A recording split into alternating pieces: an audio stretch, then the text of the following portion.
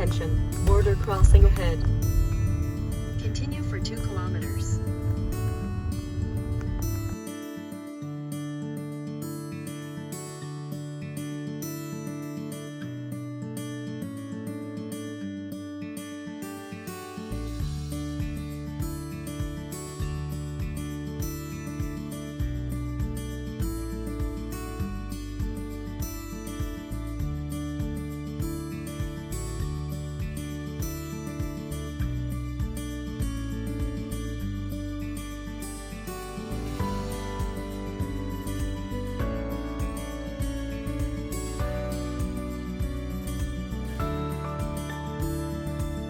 Seven hours later.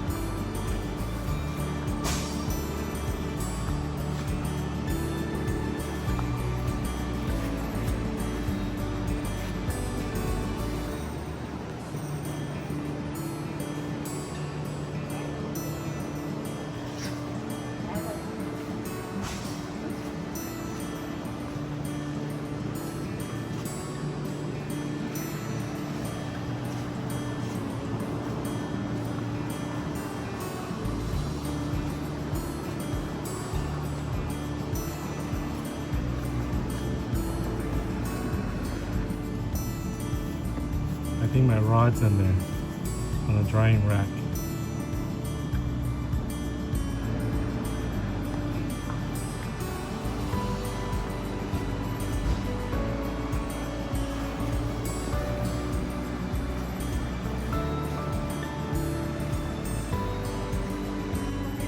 Oh, so this is the other side.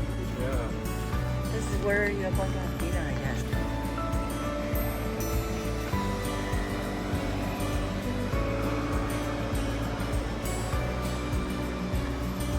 Hello. Anybody else who did a factory tour? Listen, you'll see why it takes a while to get The same way you shimmy it on a That's it. wrap guy. You just shimmy it over and just. That's what I was. So now here's the reason why we tell you to cut it on the short side. So we recommend 2 to 3 layers on the first guide. Now go ahead and pull on that. We should be able to. It takes a lot of force. Now listen to this. So if you cut it on the wrong side, so we cut it on the correct side, on the short side. If we cut it on the long side, we just it has about 6 times the strength on the short side than it is on the long side. Go ahead, pull on it. Oh, Cut it on the short side. Will not be able to break it if you cut it. So the fiber is oriented in the right direction. So there's arrows on the back of them, but you always want to cut your strips on the short side because then you won't be able to. I mean, then it's on there. But when you're given a sheet, how do you know what's the short side? Aren't they rectangular? They're rectangular, but this is the short side right here. Short, long side, short side. Oh, okay. So as you're cutting it, there's a little arrow on the back. This is a sample sheet, but you just always got to make sure to cut it on the short side. The sheet is not rectangular. It's like that. It's 8.5 by 8. Yep. There is a good video on the website as well. Yeah. I've seen that. Yep. So take your guide foot, and I measure about an 1/8 over, just to give it that nice transition. About right there. I use a cutting board. You can use a pair of scissors. That's about enough. Any science to how long? You know, you can always you know, if you cut a little too long, you can use it on the running guides, so don't worry about wasting. Once you've done about 100 of them, you'll know. But Like 3 wraps? on the first guide, we recommend 3 wraps. On the subsequent guide, 2 wraps. So, you know, and you can kind of compact it down further. Just get 2 layers over your guide foot. Put that rest of the stuff on there. Now that's ready for your little layer of CP. You're finished and you're done. You're moving on to the next. Yeah, do you need to prep that blank first with alcohol or something like that? You know, just wipe it to make sure that it's clean.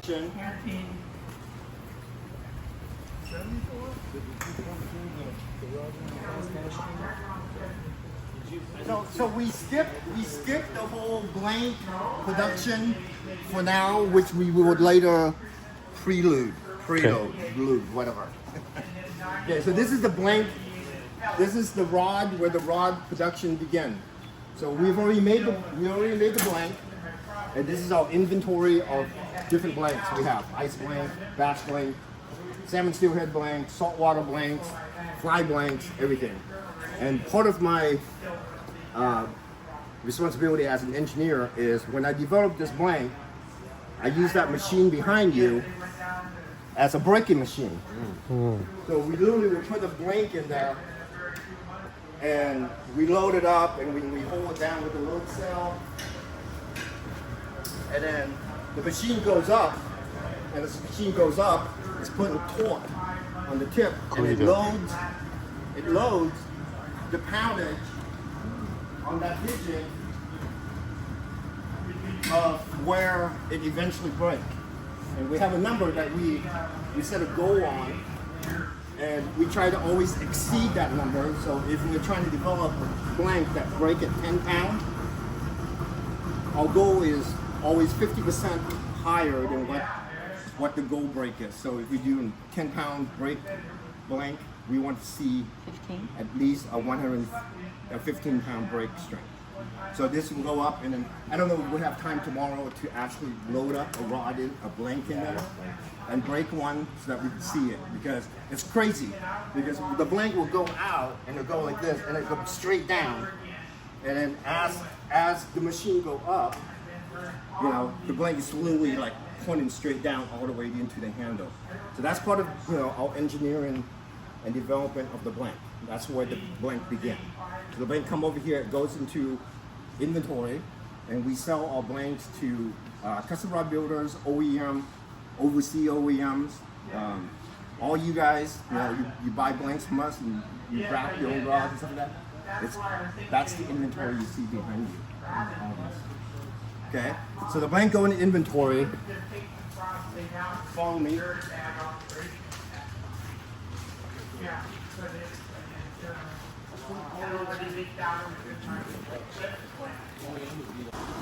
We here at Edge Rods, Norfolk Composite, we have the luxury of space. We have a lot of rooms. This space right here is where a lot of the machinery developed, or the machinery that we need to use in the process of making our rods. Okay, so you know we have 2-3 lathes, end milled, trying to put together a new rolling table to expand. So we have the capability to create and make more machines to continue to grow. And that's the luxury that we have. What you see behind you, all those blanks bundled up with a piece of paper. Every single one of those pieces of paper is a bill instruction for the rod. The blank goes into the production, into the inventory out there, and then they get whole and it grouped together, and then the build sheets dictate to them what kind of rod to build. You need to build this rod, and you need to do this many to try to fulfill the orders that we are receiving. And then you've got more here. Okay? So this, what you see here is approximately 500 rods and probably about 100 to 125 different models that all guys have to build and make into a rod. And that's where it begins. So when you walk through the office, in the office over there we have the office people that organize and figure out, okay, this order, we have this many orders and we need to like do this many rods, and they create all the build sheet, and then we have to wait for the blank to come over from our blank production, which is the other building, and then to get to this point. But this is just the beginning. I mean, this is the beginning of the rod process. It's to have the blank and to have all the build sheet. Okay, then we go upstairs. Maybe your orders here. Maybe.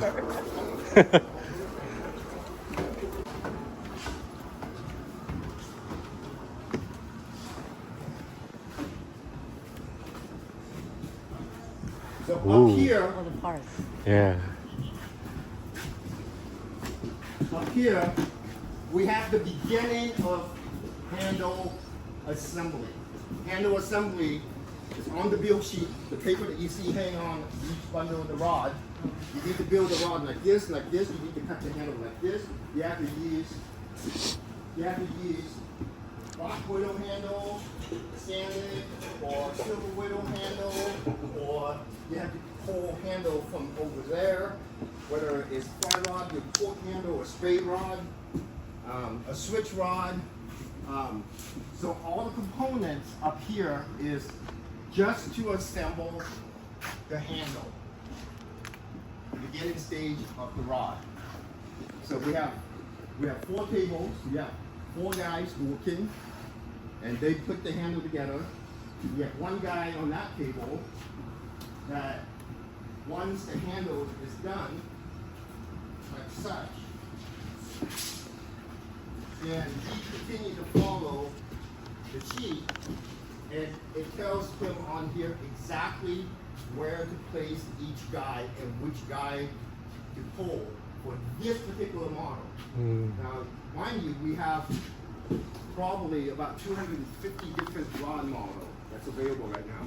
So you have components for the handles, and then behind you over there you have bins for different type of guides, and then over here you see more bins with more different type of guides. And all that is dictated by this piece of paper that was created by the office people right in here. Okay, so up here, what you see is the stages of the handle put together. You probably got about, I don't know, I'm guessing about 300 rods that's in process right now. So what the assemblers up here can handle in a day is they can do about 100 rod per day with these 4 guys. So in 1 week, they do approximately, depending on the simplicity or the difficulty of the rod, they can do anywhere between 350 to 500 rods a week. So let's say we take the gross number of 500, that's about 2,000 rods a month, and we can't keep up. We can't keep up with the order. The demand is always greater.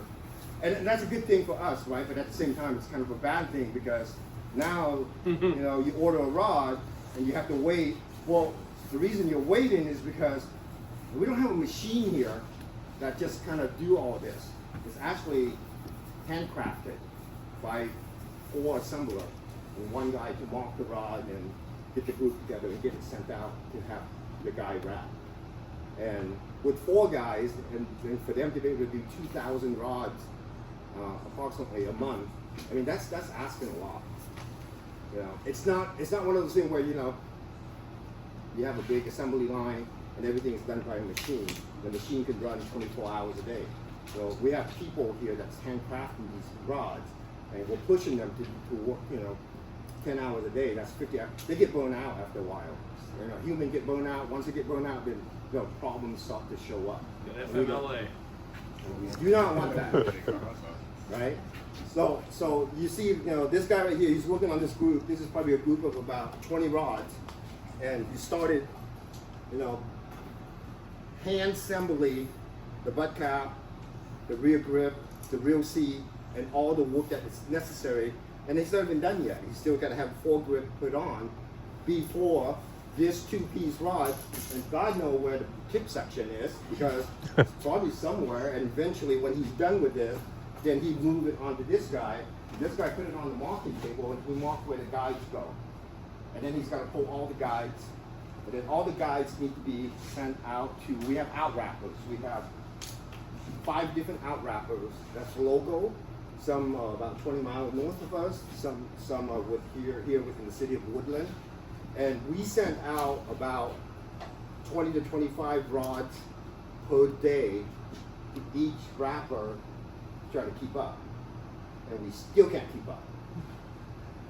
So the demand is good, but the demand is also could be a bad thing if the waiting time is too long. And I know that some of you have experienced that, and we apologize for that, but that's the pain of handcraft workmanship. Okay? It's not something that we could just send over to China or to Taiwan or to Vietnam and say, okay, give us this many rods every month. We do everything here. We make the blank. We make the grip. We don't make the reel seat. We don't make the butt cap. We buy that. But we make this, and we make the foregrip, and then we have to put everything together here by hand. Okay. So that kind of gives you kind of an indication of what we do here for rods. So once the rods are done and it goes out to the out wrapper that wrap the guides on, and they work by the amount of rods they wrap per night, and then we pay them for each time that they complete the wrap on the thread and they pull through. Every time they pull through, we pay them a certain amount of money just for what they do for the wrapping for us. We can wrap certain rods here in emergency if we need to, if we have to, but we can't do that in a volume. So we have to rely on these 4 or 5 out wrappers that can do 20 to 25 rods a day and then wrap the guides on for us. So they wrap the guides on, the threads on, but there's no finish on it. The thread, it comes back with the guide wrapped on and the threads wrapped, and then we have to take it downstairs into our finishing room.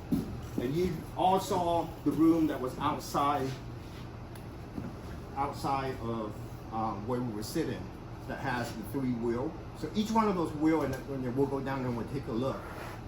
Each one of those wheels can hold about 55 pieces.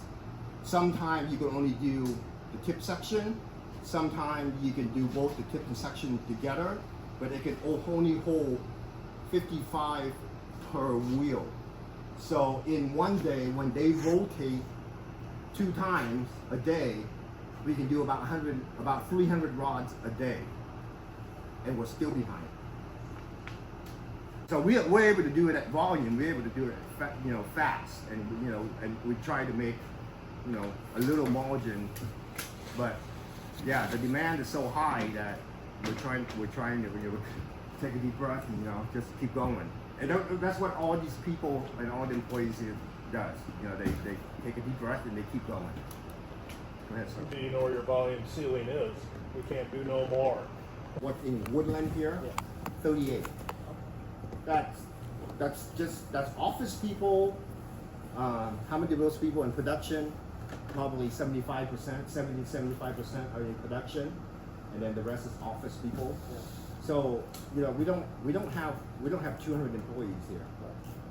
We don't have 50 machines constantly running 24/7.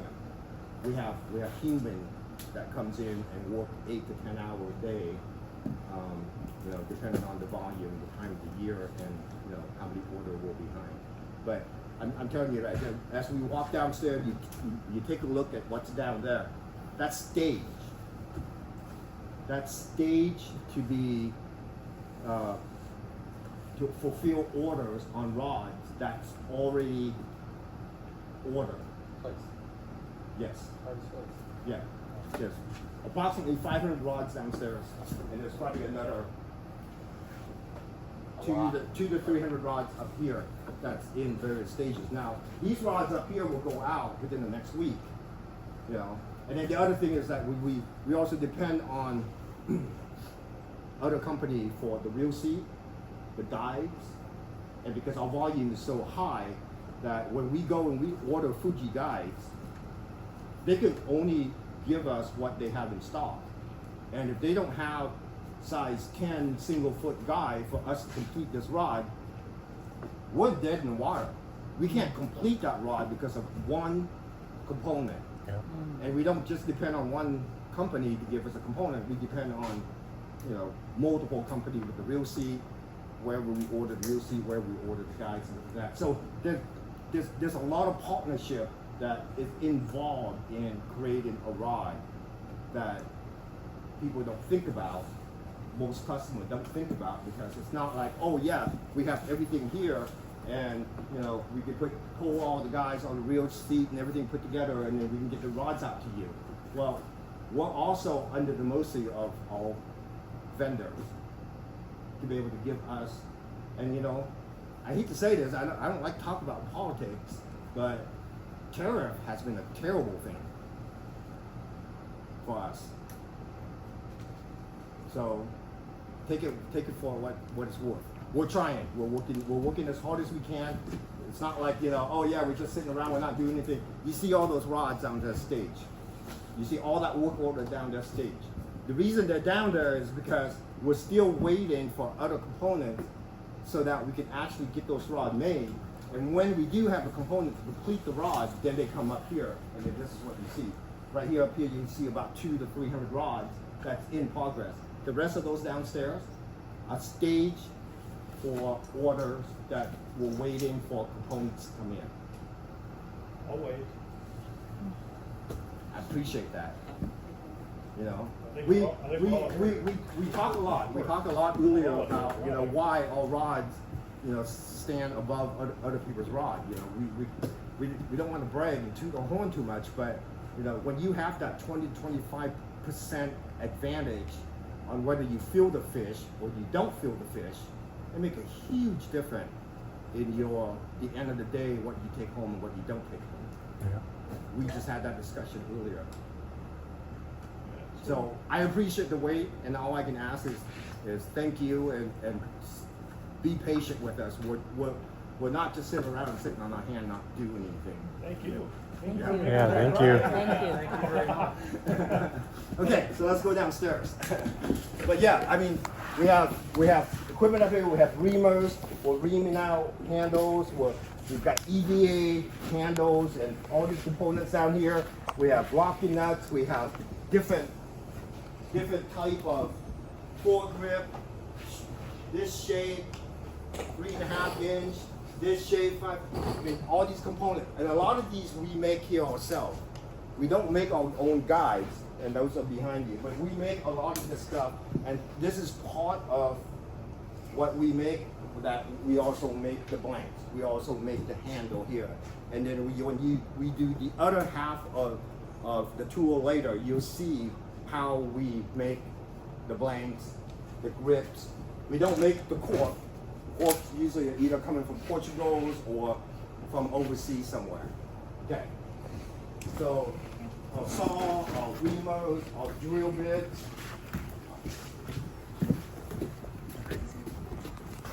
So this area you see here, we're kind of jumping back and forth a little bit.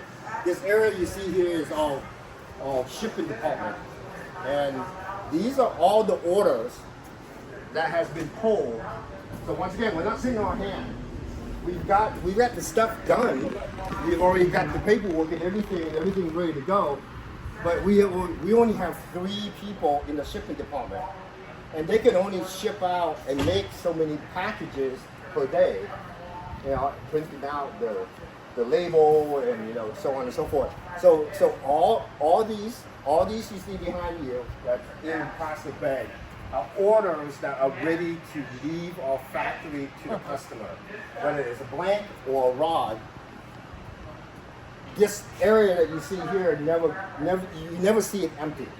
You will always see this amount of order that's waiting to be shipped. So if you could roughly count, it's probably about 200 orders, right? And then as they get these 200 orders out, they're getting another 200 to 300 order, whether that's blanks or rods, that's coming in. So, at what point do we continue to hire? Well, we're starting to run out of space. There's only so many tables. We have 3 tables, and we have 3 people shipping and then 1 people on the computer. and they could only because everything is manual, everything is by hand. We don't, we're not sophisticated enough to have a machine to do everything for us. So we're doing everything by hand. This person is putting it in the bag, and then they put the little tag on the tip, and they pull the decal, and then they get it ready, and then they take the paper, the order paper, and they clip it to the, and then the person over here has got to take that and put it in the tube, and then they put a cap on it, and then it goes to the next person, and the person's got to print out the label. It's all labor. It's all hands-on. So does this speed things up and help you guys out if you live close enough to where you can drop down and pick it up? Absolutely. We welcome, you get a phone call, right? And you say, your rod's ready. Or, your rod's going to be shipped on this day. And you say to whoever is emailing you, hey, can we come down and pick it up from you? Oh, absolutely. It eliminates these 4 people having to put it in package and ship it to you. If you want to come in and pick it up, we welcome that.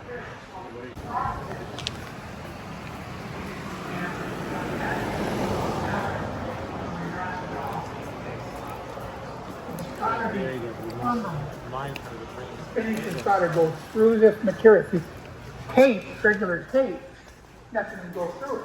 Plastic, or whatever.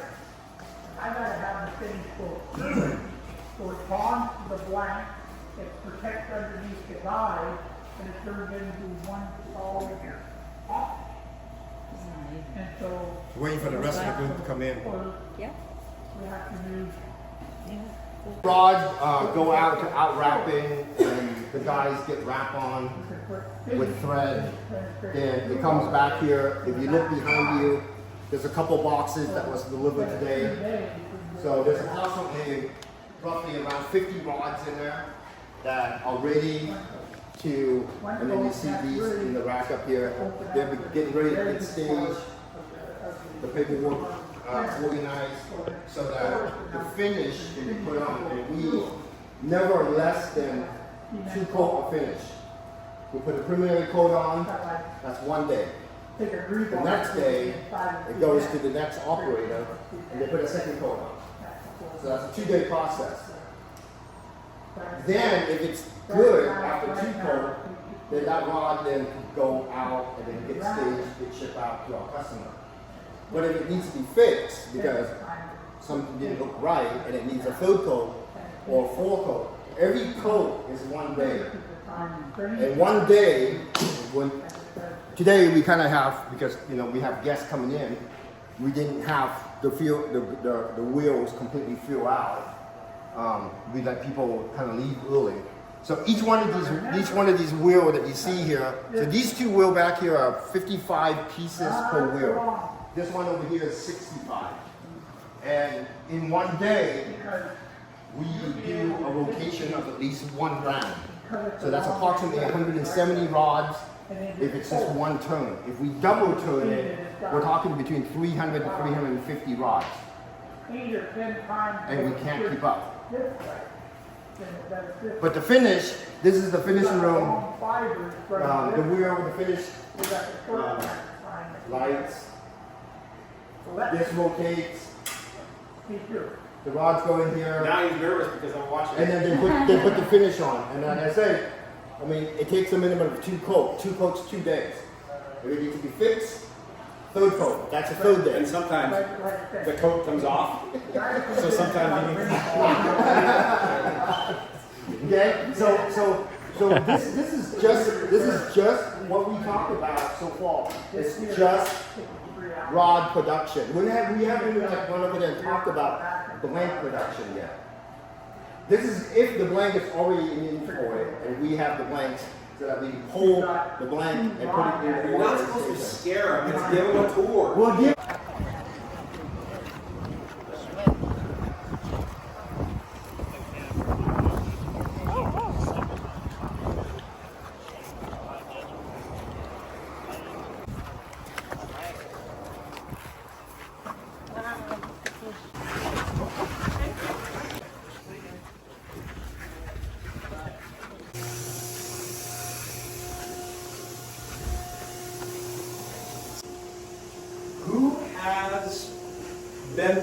carbon fiber manufacturing facility before, or has worked with carbon fiber, just in general. All right. We'll be really, really quick and diligent about that. All right, now I'm going to date some of you. Who used cassette tapes or VHS tapes? All right, this is gonna feel familiar. So feel that. Go ahead and hold it. It almost feels like it's the inside of a cassette tape, but it's got a twist. Yeah. Hold on. Here, grab that guy. Hold on. This is why carbon fiber is both amazing and weird at the same time. We'll talk about what makes it different. So go ahead and hold that.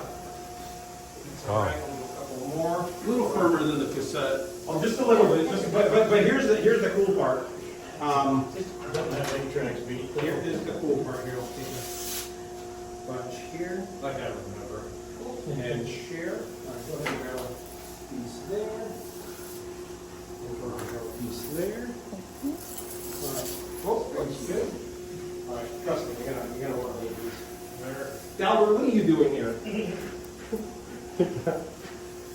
All right. All right. Now here's the cool part about carbon fiber. I'm gonna put you on the spot. So just go ahead and hold that. All right. Now I'm gonna grab that. Go ahead, wrap it around your hand. And we're going to be careful not to cut either your arm or my hand. It takes 10,000 pounds of pressure to just go ahead and try. Go ahead and try to pull it. Really? So you could tie this behind a tow hitch and pull a semi, and it won't break it. But here's the weird part. That's in the zero direction. In the other direction, you just pull it apart.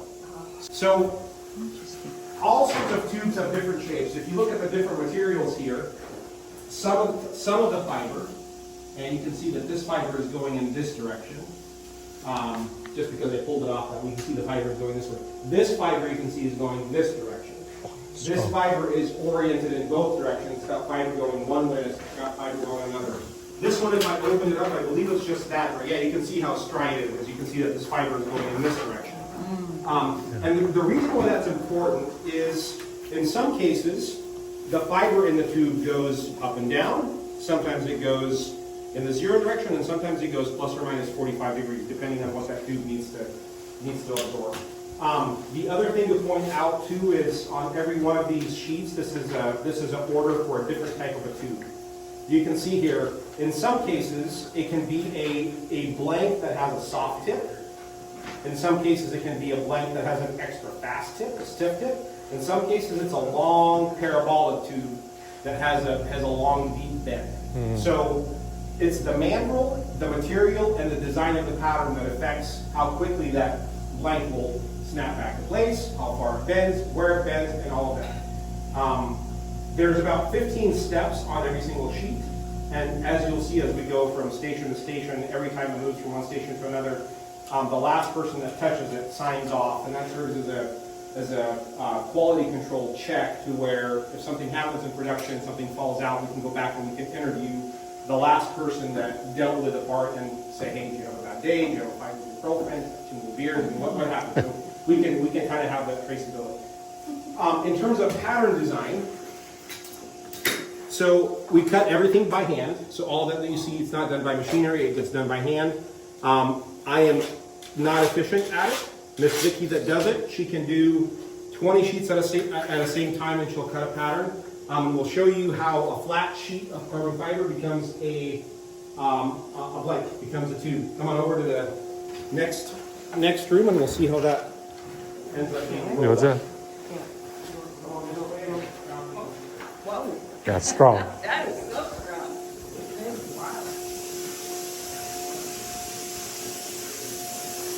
All right, so I can tell you that 2 people have touched that part so far. It's moved from the cutting room to the next station, which is the layup station. But both Vicky and Trevor ended up touching this part. Now, remember how we talked about that a fishing rod, that material, it'll get rolled around the mandrel and under a rolling machine, but this is the inside of what gives that blank its shape. That's it's called a mandrel. It's an inside tool. What we do with it is we take that sheet of carbon fiber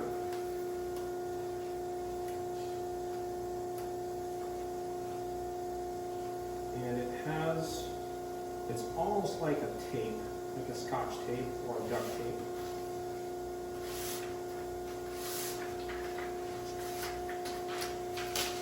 But you can tell that it's got a little tack to it, just a little stickiness, not a lot, just a little bit. And that resin is important, and the reason why it's important is we'll take that and we'll attach it, and this process is called tacking, to the edge of that mandrel. And just that little stickiness gives it just enough tack to stick to that mandrel. Just enough there. And then we'll take a tacking iron. It's warmed up now, and we'll just barely sear that edge, tack that edge to the mandrel.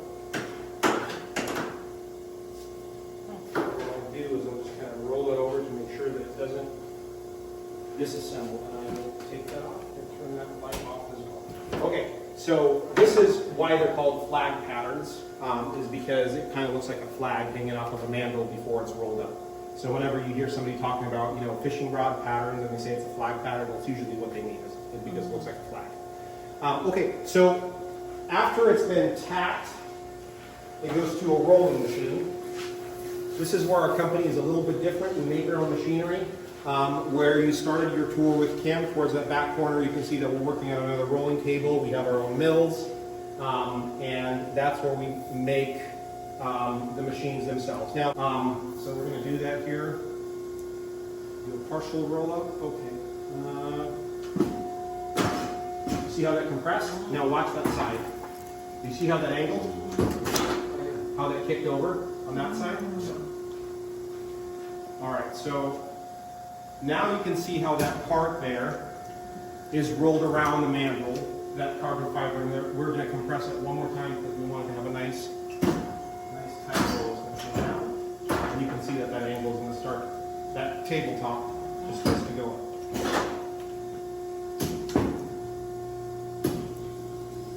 Was this the machine you guys designed? Yeah, all of the machines that you see here are made in-house. Wow. Yeah. So once this part is rolled up, now you can see how it starts to resemble what a blank will look like. Not quite, but almost. So it's still heavy because it's got the metal mantle on the inside, but you start to have that carbon fiber jacket on the outside. Once it goes through the next couple of steps and it bakes, we actually extract the metal mandrel out of it, and it just becomes the carbon fiber. So we'll see how that happens.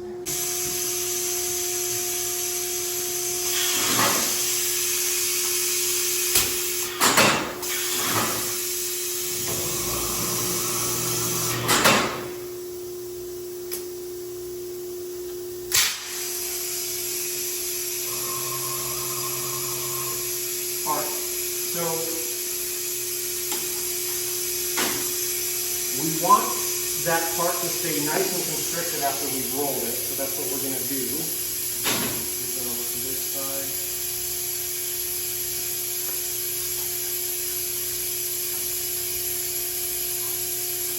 All right, and we're going to cellophane it clockwise. Close that shut. That's good.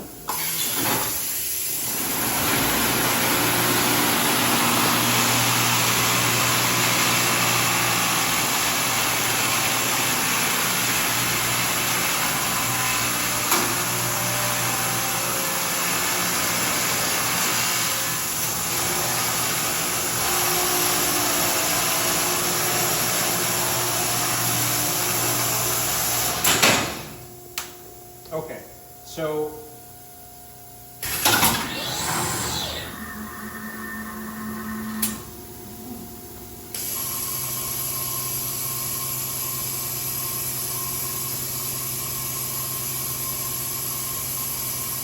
bring that back. So now that the part's been cellophaned, it's ready to go into the oven and bake, and we can kind of stop worrying about that it'll unravel because it's got cellophane tape over it. So now it'll keep it nice and compact as it's baking. Heat causes things to expand. So to prevent it from unraveling, this is why it goes through the baking process. I'm going to remember to shut that off. And you can see that the oven rack is still warm. We bake 3 times a day, so it takes time for that oven to heat up. Parts will bake in there for about 3 hours, and it takes time for those parts to cool down. Some of them take a little longer to cool down, some of them take a little less. See, this is a fly rod tube mandrel, but if you touch it, it's still cooling off. Yeah, it's still cooling off. Because what happens is that resin gels, and then eventually it hits kind of a point where it just kind of kicks over and locks over. Yeah. So, put that there. So you can see that the parts Very lightweight. Yeah. Is that the only thing? That one? That's a fly rod tube. So everything that we just the tube. Yeah, everything that you see that they get made here. So what we end up doing is taking that mandrel off, pulling that mandrel out of the part, and then what you're left with is you're left with just the carbon fiber jacket that just has that cellophane tape. So we'll take that off. So that is your blank. Right. That's out of the oven, That's out of the oven. and it doesn't melt the cellophane. Nope. It's a high temp cellophane. Oh. And sometimes if the manufacturer gets the wrong formulation, it fuses, and it's impossible to get it off. So you have to cut it off, and then you end up damaging the blank. And so it's made in a specific way where it'll just come off the blank. Yeah. So those ridges that you see on your rods, sometimes if the rod is sanded or if it's unsanded, those are the result of what's left after the cellophane tape. Yeah. Yep. In some cases, you want to be able to sand those de-cellophane. You can still see has the ridges on it. In some cases, we want to paint it, or we want it to have a sanded finish. It'll go into a wet sander.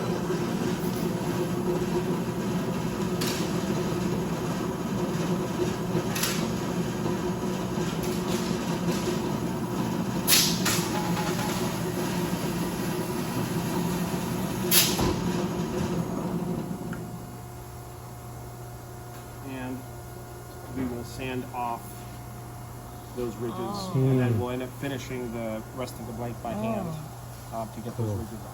So, and that is how a blank gets manufactured from a piece of raw material down to a tube. They both been through the intensive process. They probably still have PTSD about it. Everything crammed in a couple of days. We'll do. Let's do one more quick stop at handle manufacturing and make sure that you guys get enough rest for tomorrow. So we're just going to go. It comes off as a block, but it needs to be both flexible, but at the same time rigid enough. It'll get trimmed down into smaller cores. It'll have a hole bored through it on a machine here, and then this is a lathe where we'll end up giving that part shape. It's loud and messy, so we won't go through that process, but essentially, any of the carbon grips that you see, the inside of it will have one of these. We'll walk through how they get a carbon fiber outer sleeve, but they'll get shaped to kind of an ergonomic contour, as you see here, also by hand. So as we go through this process, we just want you guys to see how everything has to get touched by a human or several humans before it moves on to the next step. Yeah. Put that here, put that there, and we'll go off to door number 2. So once those arbors get shaped,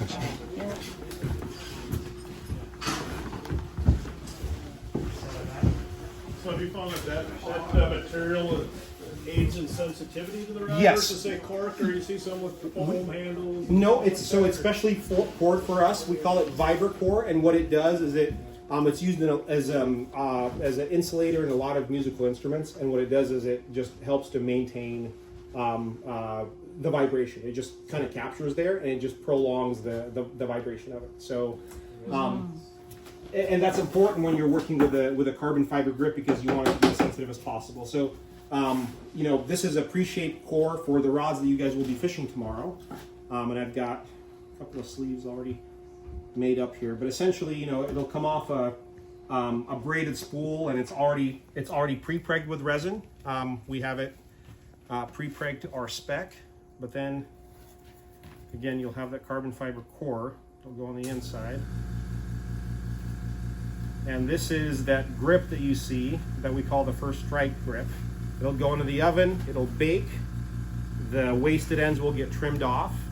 It'll look like this when it's done, almost like a candy that came out. So it's been baked, but you've got the little tag ends that are still left on it. So this, as you saw in the next stage, goes on a lathe. The ends get trimmed off. It'll get reamed and it'll get put on a blank and it'll start to become a rod. The ends will get trimmed off, but the shapes, that's where they come from. Whether it's a rear grip for a bass rod or a rear grip for a salmon rod, all of those get manufactured in volume here. Now, if you're familiar with our Black Widow or Silver Widow grips, that process is a little more intensive. We start off with We start off with strips of carbon fiber, and they'll end up getting braided over a tube. So it's a very hands-on, intensive process. Every one of them will look different. All the angles will be different because it's made by a human. We'll start off with strips of this stuff, and it'll end up being put into a tube. Delbert, you can leave it. It's good. It's warm up here. Yeah, it's fine. It'll click off. But so when you see a Black Widow rod, it's been made by Zach or Grant or Vicky or any of the gals that work up here that essentially take these strips and braid them into different tubes. So fore grips, rear grips, but that's grip manufacturing. And then on the inside of this, you'll also have that vibra core because you'll need to glue that around the blank, so it'll have that urethane arbor on the inside. So. Alrighty. Is that how it makes the rod float in the water? Yes. Yep. So not only is it vibration lengthening, but at the same time, when you cap it, it's light. It's buoyant. It's lighter than water, so it'll allow it to float. Yeah. And if you have a rod that floats, but as soon as you put a reel on it, because most rods will have a reel on it, yeah, and then you drop it in the water and you get boop. Yeah. So my whole setup floated. Yep. With a center pin. Yeah. Yep. I was surprised. Yep. Wow. I had a spinner fall off So- the boat and float. No problem. I love that story. The amount of emails that we get back, like you wouldn't believe that my rod fell overboard and it still floated. Those are the good stories. They balance out the where the hell is my rod? It's been 9 months stories.